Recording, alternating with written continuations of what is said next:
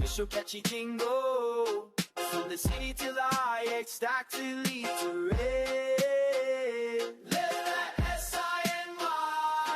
Time trips on the mind. Great vibes too strong, he's in the top to life. Live that SINY. From the city to the thief. Live that SINY. Hey, welcome back. LIVEthatSINY, your host, Ja Dreads, and we got a banger for you today. We'll start from you. I'm gonna let my guests introduce themselves. Please introduce yourself. I'm Liv, and I've been on Earth for 24 years. I love to take care of people and teach how we can better heal ourselves and eliminate toxins, to heal from trauma, to heal from generational curses, and to know that we don't have to consume cruelty to survive. And I also dibble and dabble. I'm a hairstylist, I crochet, so I'm an all-around artist and caretaker. All right. All right, and I'm Adama, and same here. I think I can call myself an all-around artist. Just started a nonprofit out here in Staten Island called the Healing Threads Wellness Collective. And it's us healing people with our hands and creating, whatever it is that we think that, helps you get out of here and, get well. So that's what we're doing, and I'm thankful to be here. All right. Last but not least. My name is Diana Daniels. I am a creative or artist. At the moment, I'm working with Moonlight Productions, and what we do is we work with seniors and mentally challenged individuals through the creative arts. All right. And I thank you all for being here. I wanted to do a special show for this month, as Women's History Month. And it should be all year long, actually. So we're going to make sure they repeat this all year long, every month. Everybody's story here, I'm ready to just go. I've been doing this for a while. Journalism is my background. But I brought y'all here for a special panel today. So if you're ready, then we could begin. Diana, since you're a little bit more familiar. Oh my goodness. I think I'll start with you. So, Okay. And this question is for all of you. Hopefully we'll get through all the questions, but if you can't answer it, if you get stumped or whatever, don't feel bad. Okay. Right, okay? So the first one is, what's one word that describes your journey so far? It's been awesome. All right. My journey has been awesome. There's been ups and downs, but it's been a learning process through each and every one of those. So Right. I think it's been awesome. Adama? I'd say mine has been resilience. I just keep going. Like, I don't have it in me to stop. So I'm very headstrong. I'm a Taurus, so you can't get me to stop. There's so much that I've been through. I came to this country as a refugee, and now I'm sitting here. So there's a whole bunch that has happened in between. I've been in America for about 24 years, so the story's long. We don't have all day. Oh, but we can bring you back. Yes. So I would say definitely resilience. Okay. Yes, that's the one word. And Liv? The one word I would say that describes my journey is abundance. I say abundance because everything that you need is within you. And when you know that, it will bring you through your journey, through any dark caves, through any light. It will take you through anything when you know that you have the abundance within. Everything that you need is within you. Okay, great answer. Next question. Where did your story begin, and how did it shape who you are today, Diana? Where did my story begin? Well, it had to begin when I came into being. Right. So that. But I mean more like the artist and the moonlight and all the stuff that you do. Well, I've always been interested in art, but I never really thought I had any talent at it. So my career was in science. So I did research for a long time, you know. It wasn't until I retired that I decided to go look for other things to do. And theater and art became those things. So although the whole time I was in the science field, that's kind of like an art too, because in my day we had to draw everything that we saw through the microscope. So, you know, I was drawing anyway. Right. And that became part of the art when I decided to pick up paint and brush. You know. Okay. Adama? Yeah, I feel like mine also started in grade school. I dibble and dabble everywhere creatively with my hands. I've always just wondered what these hands can do ever since I was little, because they sweat. Like, look at that. They sweat. So I like spend hours like, what do you do? Why do you do this? And, you know, even up till now, I'm still trying to figure out what makes them sweat. Like, I think I have an idea, but sometimes out of nowhere.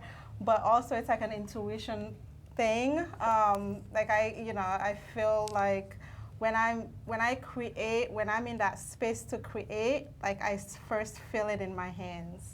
Like, either they get sweaty, they get itchy, something, like, you know.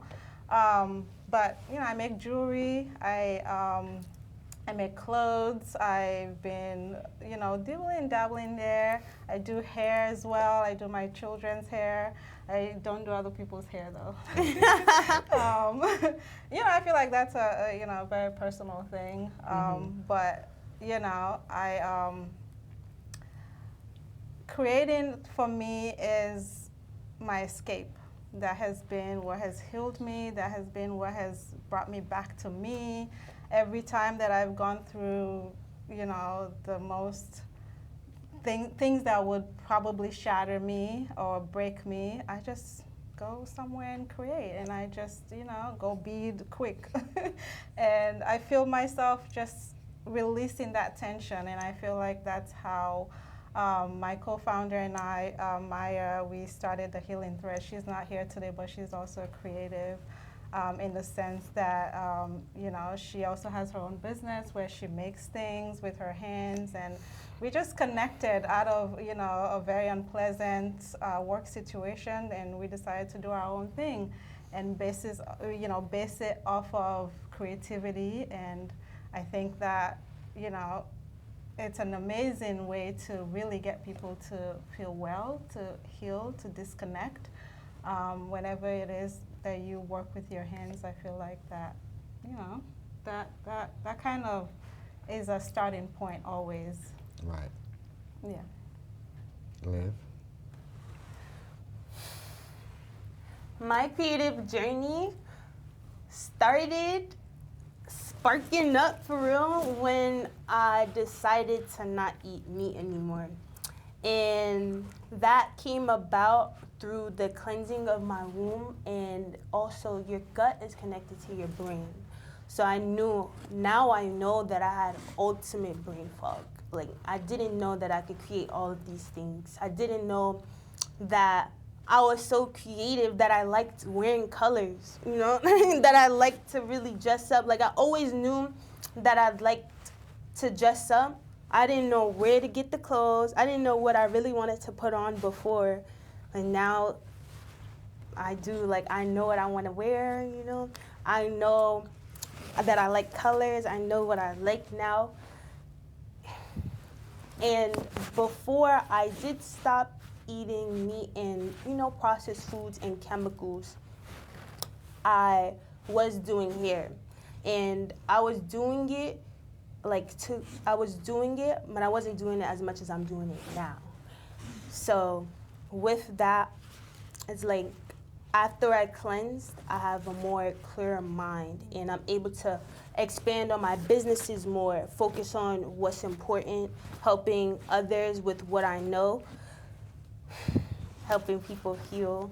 And with the crocheting work that I do, that started because I wanted to get a hat from a girl, from another woman that also crochets. And I looked at her prices, and at the time, I didn't want to pay $100 for a hat. I didn't want to pay $100 for a hat. But at the time, I'm like, all right, let me just go get a ball of yarn and a needle and learn how to do it myself. So after I learned how to do it myself, I just started making hats. And when I was making my first hat, somebody was like, oh, like, can you make me something? Like, I was crocheting at a hair salon that I work at, and they was like, oh, like, can you make me something? Can you make me a skirt? People was asking me to make them a skirt, asking me to make them a hoodie, sweaters, all of that off of my first ever project that I was making. That's when I knew that crocheting was gonna take me far. Doing hair is something that I love to do, and natural hair. And I also recently decided to not do any more women's extensions or men extensions. That's with like no fake hair at all, like no fake hair, because I know. Oh, I like it. Yes, because I know that I was doing extensions just for money. I know it wasn't my passion. Just standing there doing it, like you're making something out of something that's fake, so that the person can walk around looking fake, and that's not real. Yeah. And that's not what I'm about. So recently I stopped doing extensions, which I love that for myself. Now I'm completely all natural stylist, and I make my own natural products. So I was also somebody who wore extensions and was always blow drying my hair, trying to make it straight so that the extension can blend in with the braid and all of that. Mm-hmm. So after I stopped doing that, I'm like, all right, I also want to stop using chemicals from the store. So I made my own hydrating spritz, and it has hibiscus, rosemary, clove, sage, key limes, and some essential oils. Can I show it? We gotta get to the next question. Okay. And I also make my own growth oils. So all of my creations and everything I know, I try to apply and share with the world. Okay. Yes. Yeah. But we will bring you back, and you will be able to show it. So. Okay. Ooh. Everything okay down there, man? Okay. What's the next question? Who were the earliest influences in your life? The earliest influence as far as what? My creative? Yeah, we go creative. I like the artists, Jackson Pollock. Okay. I like the way he works. My art is abstract art. So I like abstract art because it speaks to the individual. So even though I created it, when someone else looks at it, they may see something in it that it wasn't meant, that it didn't come from me. So you have to look at abstract art with your mind and your heart to see something in it. And that intrigued me. And that was the way he kind of painted. Okay. I didn't have a lot of support growing up about the arts. It's something I had to find for myself. And I did by studying different arts. Okay. And you're able to teach, Well, I'm able to teach because I'm basically self-taught. Right. And I understand that art comes from within. You don't always have to look in a book and learn how to find your art. Or your craft, or your passion, Someone gave me a brush and gave me a canvas and told me that anyone can paint, and I thought I couldn't. And I threw it to the side, but it bothered me, and it bothered me because if I ran into her again and she asked me, what did I paint? I did not want to lie.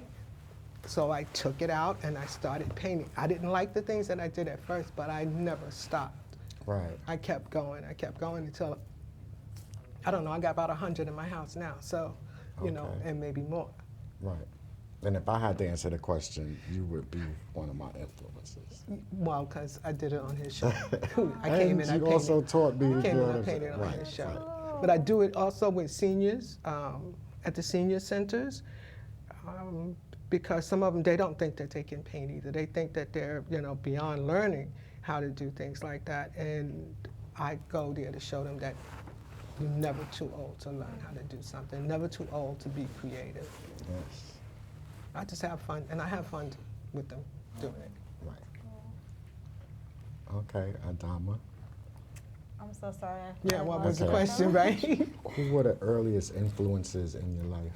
I don't know that I have like a particular influence. I think it's just my environment.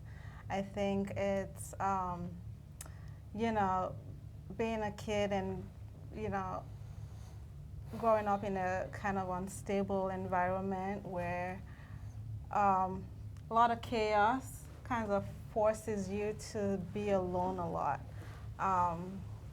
And so for me, I think it's just my way of just blocking everything out and just really zooming in on, okay, how do I use this time, my alone time, to just kind of not hear or not care or, you know, just be in my own little world.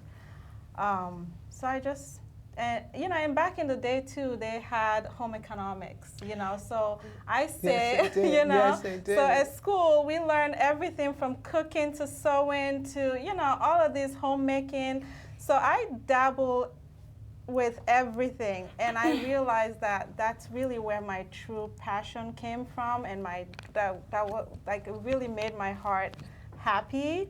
And that little girl in me was just like, cannot wait to find my alone time. And even now, even when I have kids now, it's like what I look forward to most. It's just like, It's your alone time. they're in bed, okay, now I'm gonna go do something quick with my hands, go, you know. So it's my way of just escaping, like I said. And I think that, you know, looking back, I was healing myself, you know. I was taking care of that little girl. I never abandoned her. And that's one thing that I love for myself is I think I've always known how to take care of myself mentally, you know? And I've not been able to, like, you know, I think we all have our days, but I you know, I haven't gotten to the point where I'm flat on the floor, where I'm just like, I give up, I don't know what to do. No, I'm always going to find a way to get myself back up, and that's just with me creating. Right. So it's my environment is what inspired me, is everything else, that the noise that was going on around, I have to center it. Okay. Yeah. Liv. My influencer that influences me is my big brother. He goes by the name of Cotton. And my big brother, Cotton, he has been taking care of himself for over a decade, like fully conscious, fully aware of our surroundings and what's suppressing our community. And being around my big brother is inspiring because he's just so free with his art. Anything he makes, like this little bead on right here, anything he makes is just inspiring. It's free, it's colorful, and I love him. I love him. Okay. Diana again. What's something about you most people misunderstand?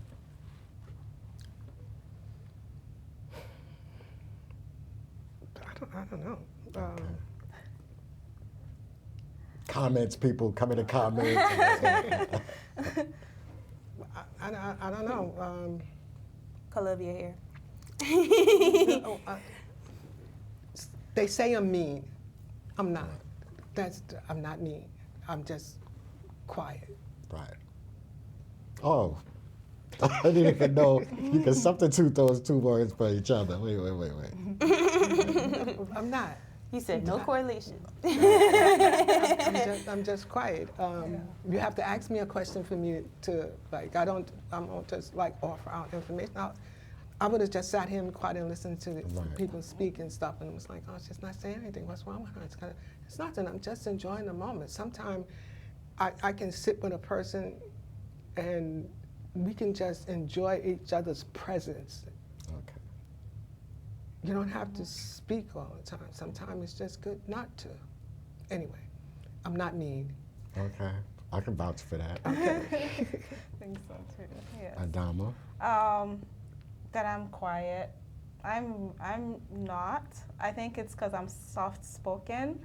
I get this a lot. People think I am the perfect person to take advantage of or manipulate because I look at certain things. It's not worth it, and I will like for me, my energy and my peace is more important than chaos.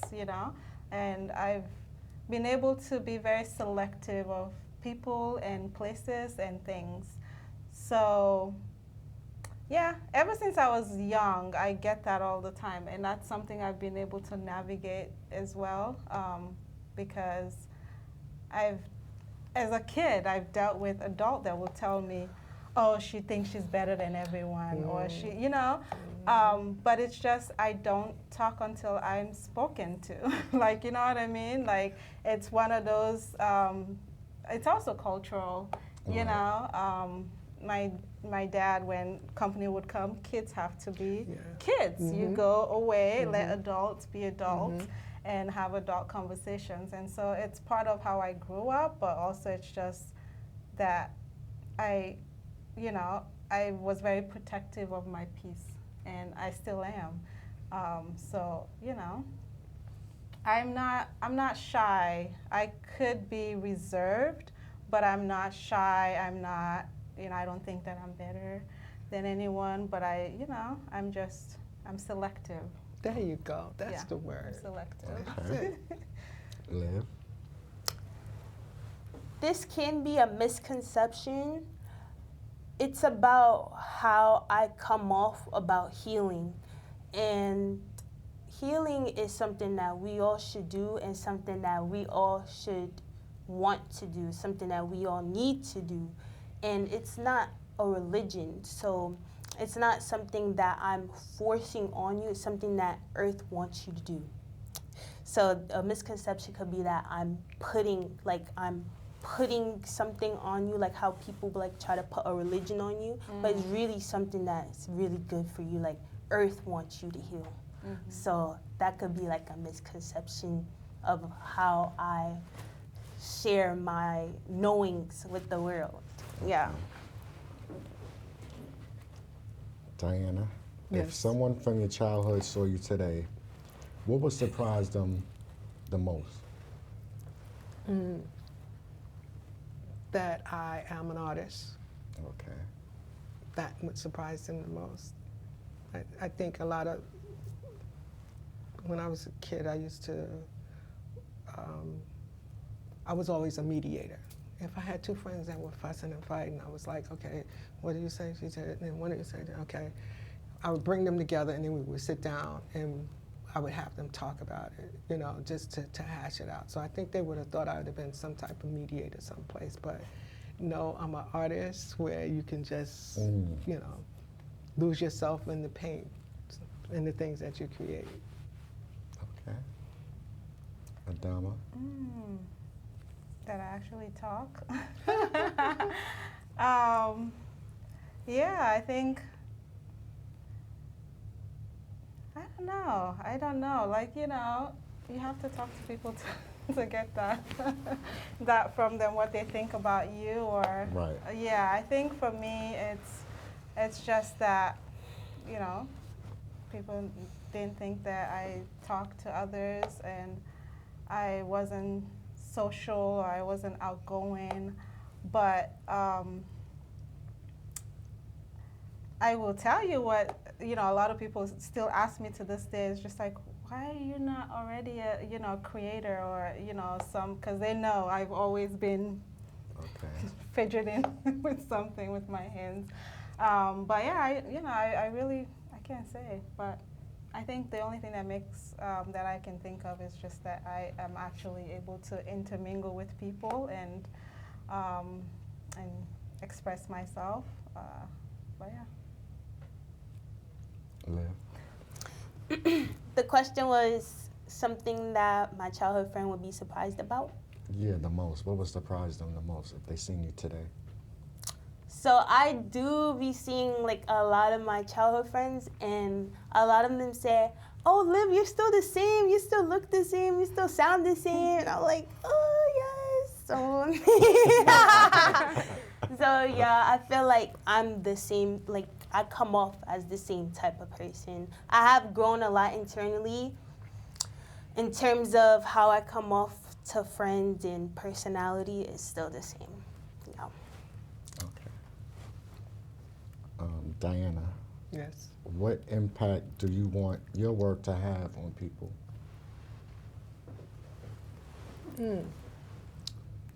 So I can see the impact when I'm teaching classes with the seniors and with the mentally challenged. It's that I help give them the freedom to be themselves. Okay. That's easy for me. 'Cause, Right. yeah, I give them the freedom to be themselves. And no judgment. I'm a no judgment zone. Right. No judgment. And with my art, you interpret it however it is that you see. Whatever you see is what you see. Because Okay. you're seeing from within yourself. And hey, Each individual. each individual. You can have 10 people standing there looking at a piece and everybody sees something different or feels something different from it. Because colors do that to you. Okay. Mm-hmm. Adama, I'm so sorry. what impact My do you impact. want your work to have on people? For me, I'm into wellness, so that's where I put a lot of my time and effort in, is just healing. I feel like the impact that I want people to have is that they can create. Creating is, we are meant to create. And in order for us to heal, I really, really believe this with every fiber in me, is you have to be a creative. You don't have to be a creative per se, like it doesn't have to be perfect, but you have to create something. You have to be in a creative space for you to be able to get out of your head. Because I feel like a lot of the mental illnesses, they all can be solved with really creativity. You don't have to be on some kind of medication. Like, I understand, please don't come for me. Hey, put the comments. I'm with you. I'm with you. You know what I mean? I feel like, there's teas, there's herbs, there's so many different ways, and that's all ways that, you could, heal yourself. You can heal yourself. Really, you can heal yourself. And I want people to know that, and that's the kind of impact that I want. I would like people to get from, what I offer, is that you can heal yourself just, being in a creative space. Okay. Yeah. Liv? The question was, what is the impact that I want to leave on the world? Yeah. What impact do you want your work to have on people? I want people to know that they can heal. And the womb is a portal for creation. And yeah, you can be free. You can be free. You can free yourself from a lot of the restrictions that are put on us. You can love yourself to the max, love yourself to the max, max, max. You can heal from anything. You can be happy at any time. You can decide to be happy. And just, you have that. You have that to yourself. Your inner joy, you have that. So that will take you very far. And keep healing, keep going far.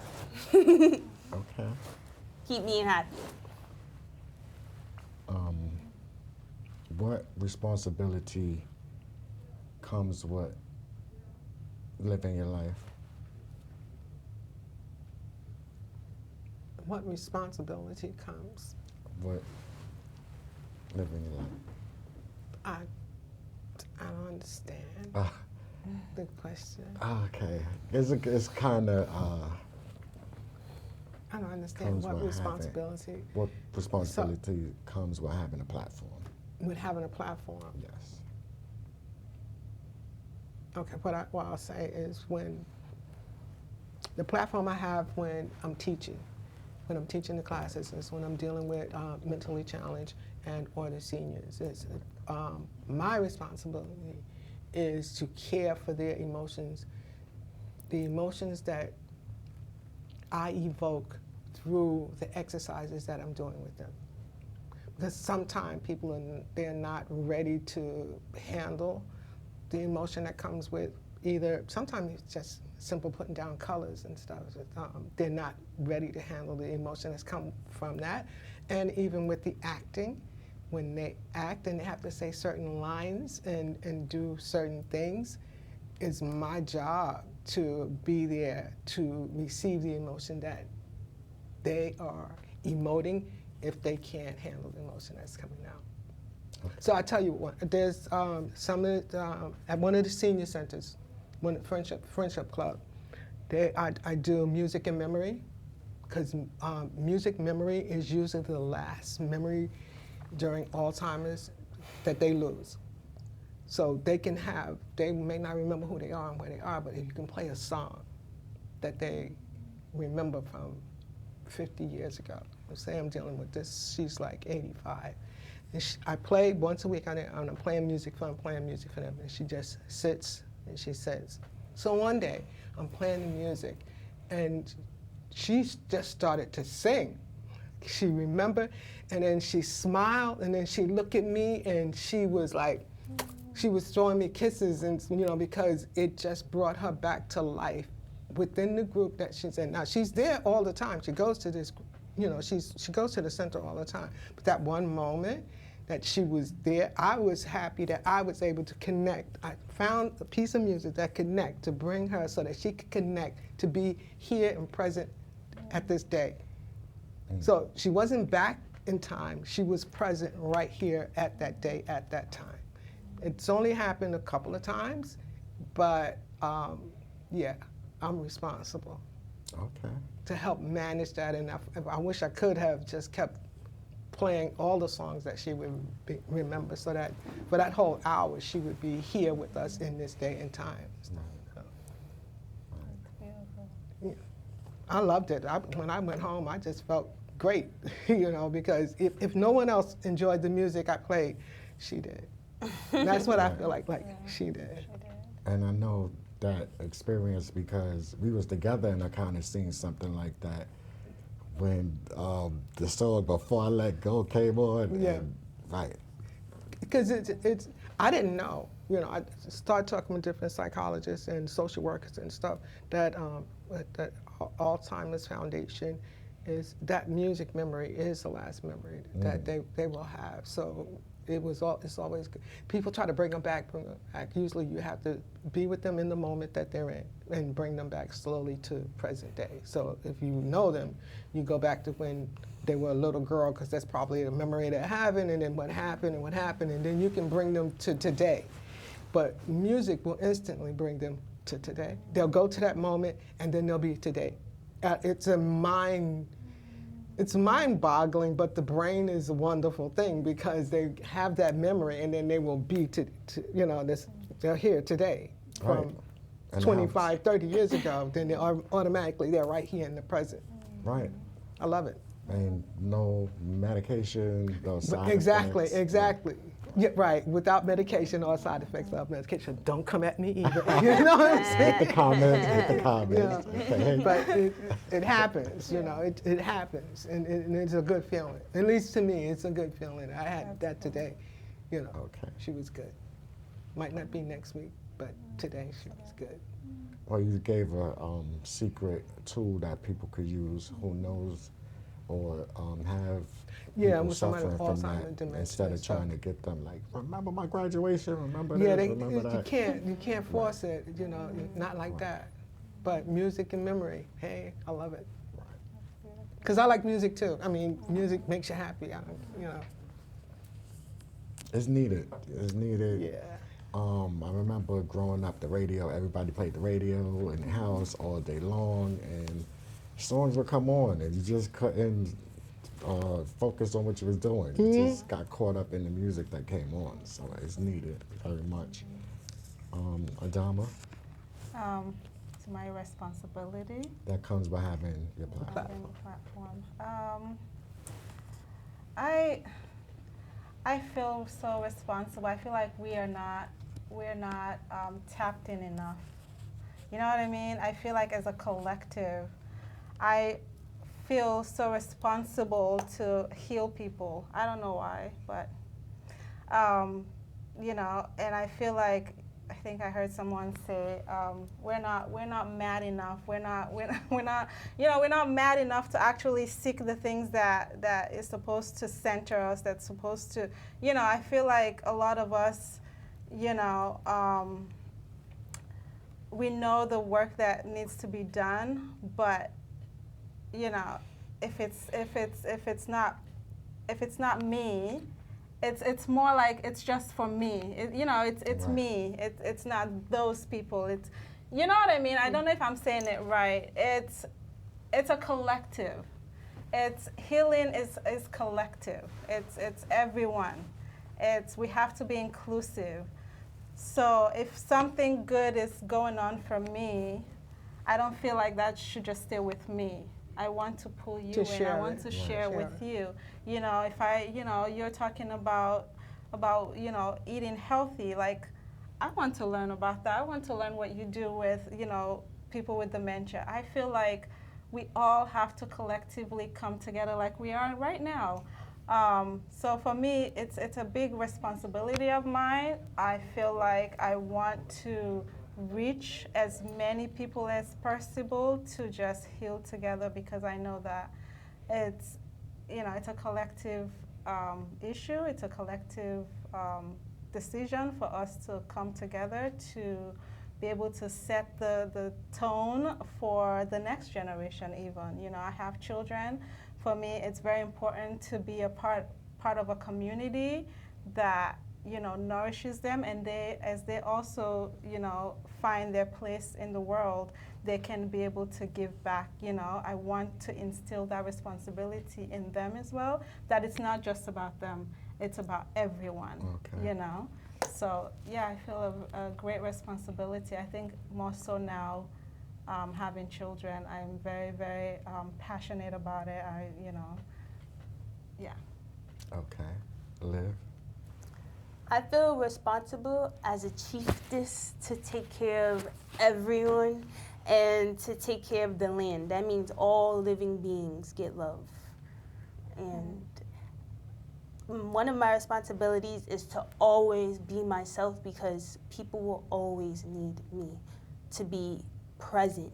So that's a responsibility for myself, which is being present. Okay. Diana, what advice would you give the next generation coming up?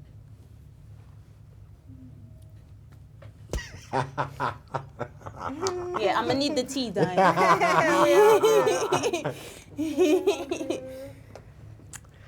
I don't know. Okay. I would just, you know, I have to just say what I tell my grandkids, you know. Truth and honesty is my pet peeves with them. But trust yourself and explore. you can sometimes feel like I can't do that, I can't do it, because that's what I felt like with the art, that I couldn't do it. But your box is only as big as you let it be. The first time you step over the line for the box that you build around yourself, your world becomes a little bit bigger. So don't let that hold you back. Okay. My brothers and sisters say, oh, you do this and you go out there. I'm just like, you can do the same things too. Yeah, I did. I was afraid. So I have a line that I say, feel the fear and do it anyway. All right now. Just go ahead and do it. Just try it. And you realize that once you make that one step over, that wasn't bad at all. Then I take another step, and next thing you know, you got the whole world in front of you. You know, it's not as bad as you think, and it's not as hard as you think. Fear is a small word, but we let it be a big word, Yes. and it stops us from doing a lot of things. Accomplishing Yes. greatness. Right. Feel the fear and go at it anyway. And then if something happened, Grandma's here to help pick you up, and we'll step there together, you know. All right. I'm there. Thank you, Adama. What advice I will give to the next generation? It's kind of Yeah. like a hop. I feel like Like stay true helping to them avoid yourself. stuff that Yeah. if you would have known sooner, Yeah. you would have. Yeah, absolutely. Stay true to who you are. You always know the way. You know, you always know. You always know. You always know. Just like Liv was saying, I think you always know. And it's always the outside noise that makes you double guess or, kind of become fearful. The world out there is fearful, but at the same time, I have 2 girls.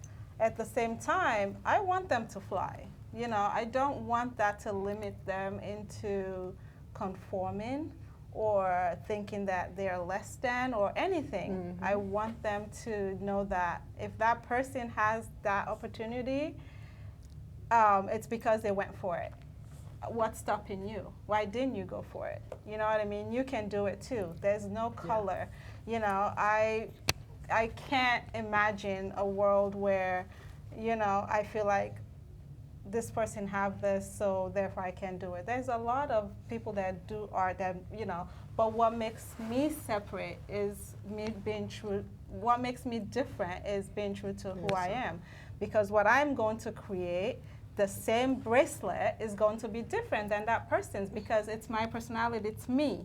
You know what I mean? It's me versus it's them. That doesn't mean that mine is better than theirs, but you know what I mean? Just being true to myself and creating from my own knowing, I'm able to be different in that way. Okay. So yeah, just be you. Don't ever conform to anybody's stereotype or whatever. Exactly. Yeah. Liv. Some tips that I would give the following generation would be to take care of yourself and focus on who you are and who you want to be. It's a challenge to do that when you're younger because you have the whole world in front of you. Like, you have a plethora of things that you could be. So you're not really knowing what you want to be. Sometimes some people do know. So if you do know, focus on that thing. Don't let anything distract you. Focus on yourself so that you can grow. Take care of yourself. Yes. All right. And time goes so fast in here, so this probably will be the final question. Did I hear yes? Did I hear yes? I wish you had 2 more hours. I know. Yeah, you got us going now. Yeah. The jitters That was went 2 away. hours? Yeah. No, it wasn't. No, Just I'm wanted to- just joking with him. Right. So, finally, how do you define legacy? My legacy? Yeah. My grandkids are my legacy. Okay. And my great-grands. I got great-grands. I got 2 great-grands. All And I right. got grandkids. Congratulations. And I Blessing. am allowing them, whenever I have them, to be creatives. We have things to do. We do bracelets in the house, you know. They don't sew yet. I don't trust them with a needle. They might want to stick grandma, you know. But they paint. I have them doing things, and they are going to be my legacy because they're going to have the freedom to do those things, to be a creative. And what I find is when I allow them to be creative, they excel in school. They're more present. Their brain, they're a mess, okay? You have to have conversations with them. You can't just say, go do that. And they want to know why and things like that. And that's my legacy, is that they are, people don't like the word woke, they are awakened now. Right. Yeah. They're awakened now. My granddaughter, whenever I act, the director and writer write a part for her, and we act together on stage. She paints. She comes up with her own ideas about what we should paint. Because before it started, I used to tell her, but now she's like, Grandma, we should do this and we should do that. Can we do this? I said, you can do anything. You can do anything you want. Right. You know, you just, you know. So my grandkids are my legacy, and my great aunt. And Right, I and teach them good everything. mindset, great mindset. Anything you want to be able to Yeah, do. anything you want to do. You want to act? Yes, she's in gymnastics. She wants gymnastics. You can do gymnastics. I just have her. She's exposed to everything. They're exposed to everything, so that eventually they'll choose one. I tell my son. I said she's going to pick one eventually. You know, Right. but with her creative side, you know, life will throw you stones and bricks, and you can get depressed and you can get sad. My point with what I teach them is that no matter what, because things are going to happen, life is not a smooth road, but you'll always have these creative things that you can go back and, like you say, lose your mind, not lose your mind, but Center. get rid of the rest of the world and just center yourself in the process of creating. And in the process of creating and pushing away all this stuff, the subconscious gives you the answer to the problem that you were wondering about in the first place. Boom. Boom. Mic drop. That's thank you. Yeah. Need the mic to drop. Yeah. And that's my legacy to them, Yeah. because I didn't have that. I had to fight and find my way. I had to go into dark corners to knock the world out and try to figure out what I'm going to do, how I'm going to do this, how I'm going to take care of this, how I'm going to do this. And sometimes it can be so overwhelming. And I didn't have anybody to turn to. I didn't have art. I didn't have bead making. I didn't have any of that stuff, you know. I used to just run. I used to run. I don't know what I was running from or running to, but I just had to do. You know, you have to do something. Be on the move. Mine can paint or draw or make a bead. You know, don't have to go into a little dark corner and hide. You know, Right. they can just do that. And that's the last question, right? Yes. Because I was getting ready to go on a tangent. Okay? Right. Thank Yeah. you. Adama. Yeah, My yes. legacy. Yeah, you know, it's what you live the world with. It's to leave your stamp to say, I was here, Adama was here. You know, definitely my children is giving them the tools to be able to, you know, take the work further. And I think that I am, you know, being inclusive deliberately, I should say, because I want to leave that for them. You know, I want them to have a community behind them. You know, I want them to know that they're always safe. I want a safe world for my children. And the world, really, you know, you can't just, you know, say it's just about you again. It has to be a collective, you know. So whatever it is that I am doing, I want it to create a ripple effect. I want it, you know, I want the world to get the same tenacity to take, you know, healing and just being true to themselves and I don't know. I feel like I want my legacy to be just one that is bring people together. You know, one that you can't tarnish, because you know, one person can say, you know, whatever it is that they want to say, but if you have a collective behind you, if you've done the work right, there's people that are going to be behind you that are going to always, you know, make sure they rewrite your name in the best possible way, you know, that nobody's going to step on it, you know. So that is my legacy, is doing the right thing, I guess. Is doing the right thing. Okay. So people, you know, can always know the work and know that, you know, she was here. She All did right. good. Mm-hmm. Yeah. Mm-hmm. You Liv, you ready? Yes. Okay. One legacy that I would want to leave, well, that I want to leave on the world is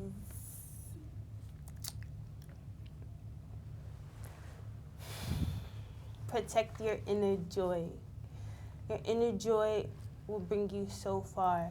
Being happy will get you through the toughest times. Because, for example, with myself, if I'm going through something, I know that I could think about something to make me laugh like a minute after, and just like that, I'm happy again. And that's just me. Everybody that knows me knows that I'm always laughing, I'm always happy. You never know, you never know what's going on. So, yes, just try to, even if it feels tough to do it, smile, always smile, because your womb is going to receive that energy. So always smile, always be happy. Love your family, love the people around you, and let's all heal together. All right now. Real fast, Finity, come. Real fast, please give them your contact, and I promise I will bring everybody back. You know, so you can really tell your story. Oh, yes. Give him a quick contact, and Infinity's coming. He's gonna do a special poem for y'all, actually. Ooh, yay. So we're gonna close with that. In the tribute, maximum gratitude, respect, and honor to Women's History Month. Wait, hold up. We gotta do it official. So we got a mama.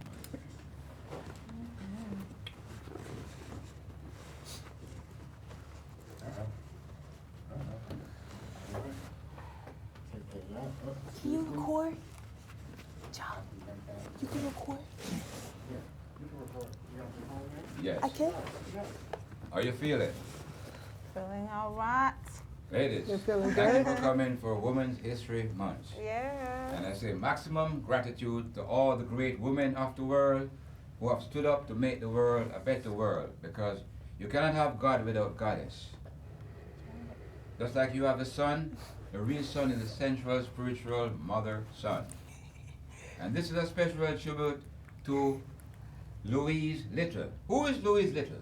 She was the mother of Malcolm X. Her grandmother and grandfather were abducted and kidnapped in the West Africa. And the British rescued them, the British Navy rescued them and took them to Grenada in indentured servancy. However, Louise Little was born in 1894. They left Grenada and they came to America and became members of the UNIA with Marcus Garvey. They were so powerful in what they were doing that the system had to destroy them. So Mr. Little, Malcolm X's grandfather, was run over by the railroad, and they claimed it was an accident. Then they said it was suicide, so she could not get insurance, nothing. So Louise Little stayed strong, stayed firm with their 8 children. However, she was so powerful that they put her in an infirmary for 25 years, and she survived. And she, as Malcolm and his siblings helped and nurtured her. So thank you to the mother of Malcolm X, Louise Little. And I say to Mama Africa, we declare our rights on this earth to be a nation and to be respected as a nation. We demand the rights and honor as a nation in this time, in which we forward into the new Africa World Agenda. We Africans must organize as one or face total global annihilation. If Marcus Garvey was here today, as he is here in spirit, he says, "You're in Africa, the islands of the seas and the continents of the world. You're millions upon millions strong. I appeal to you, stop being the underdogs and footstools of others. Stop whining and complaining and talking about bad luck and misfortune. Get up, stand up, shake yourself up, because you ought to be what you want to be. That's why others are there to try and stop you, because the whole world is run and bluff. And no man, no nation has any divine right to take advantage of us. They will say, Mama Africa, stay strong. As we say, the United Nation States of Africa. Now. One love. One love. You can find my new album, United States of Africa, on any social media formats on the SPI label. I am your truly, Dub Poet Infinity. One love. Yes. Yes. So I'll take that. Thank you. You might as well stay Infinity. Diane, did you ever give them your contact or your social media or the best way to contact you if they want to be involved in Moonlight Productions? You can't do that through me because I'm not the director or the co-founder of Moonlight Productions. Okay, so I'm a teaching artist with Moonlight Productions. So where can So you it's go? on Moonlight Productions, Moonlight Productions NYC, All right. and that's, I think it's .org. Or just teeter-totter back and forth. You'll find it. Yeah, well, Moonlight Productions NYC, and there's Moonlight Productions SI NYC. So there's a profit and it's a nonprofit and a profit. I work for the nonprofit. I work with the nonprofit. And you can find that, they have a Facebook page and they're on Instagram. They're not really on TikTok, you know, but they're on Instagram. I don't blame them. And I was teasing you, your artwork. Where can they see that at? Oh, Shakadi Arts, SHAKSHAKASDI. That's Kasim, Shatis, Kasim, and Diana. Those are my kids. I took their names. All right. Shakadi Arts. That's on Instagram and Facebook. Okay. Adama, quick. Okay, so you can find us at thehealingthreads.org. That's our webpage. And we're on Instagram at the Healing Threads NYC. We're a new nonprofit, so we're looking for collaborations, donations. Please go visit us. Anything helps. We're trying to do the work for the community, and would like to talk to you and see how we can work together. All right. Live even quicker. You can find me on Instagram at _love.live. And also for my hair page, you can follow me at Expressive Strands. For my crochet work, you can follow me at cotton.chromopath, and also on TikTok for my hair page, Expressive Strands, and also on TikTok for any healing that you're seeking is Heal Thyself. All right. Thank you. And until next time.